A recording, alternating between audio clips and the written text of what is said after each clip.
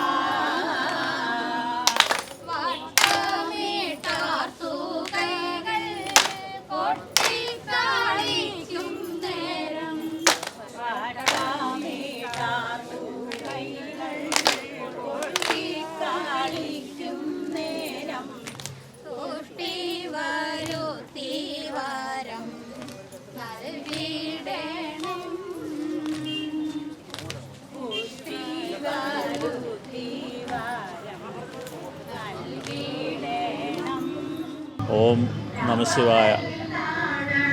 എൻ്റെ പേര് സുബ്രഹ്മണ്യം പോറ്റി. ഞാൻ ഈ കൊട്ടാരക്കര പടിഞ്ഞാറ്റിൻകര മഹാദേവ ക്ഷേത്രത്തിലെ മേൽശാന്തിയാണ്.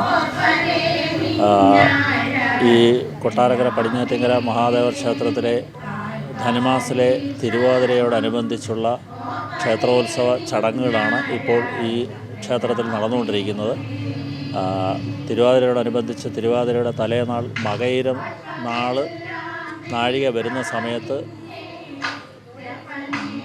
സ്ത്രീകൾ വ്രതം അനുഷ്ഠിച്ച് വൈകുന്നേരം എട്ടങ്ങാടി നിവേദ്യം നടത്തി അതിനുശേഷം തിരുവാതിര കളി തുടങ്ങിയിട്ടുണ്ട്.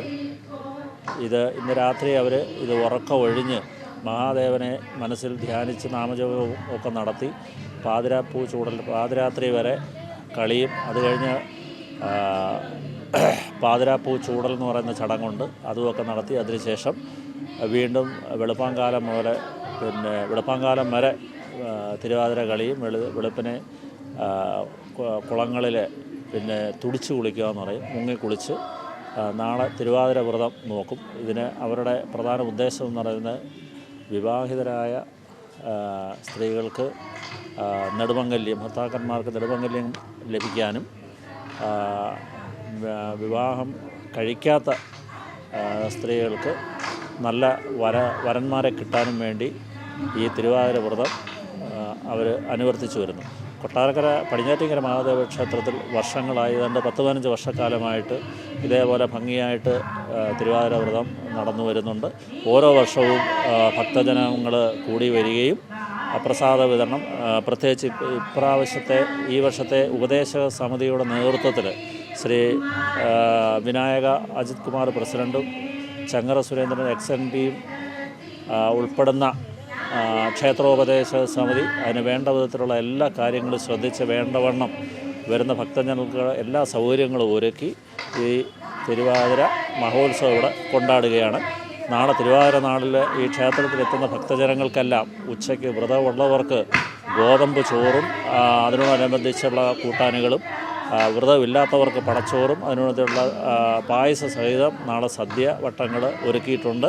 അപ്പം എല്ലാവരും അതിൽ പങ്കെടുത്ത് മഹാദേവനെ കണ്ട് തൊഴുത് പൂജകളിലെല്ലാം പങ്കെടുത്ത് സായുജ്യം അണയാൻ എല്ലാവർക്കും എല്ലാ അനുഗ്രഹങ്ങളും നേരുന്നു.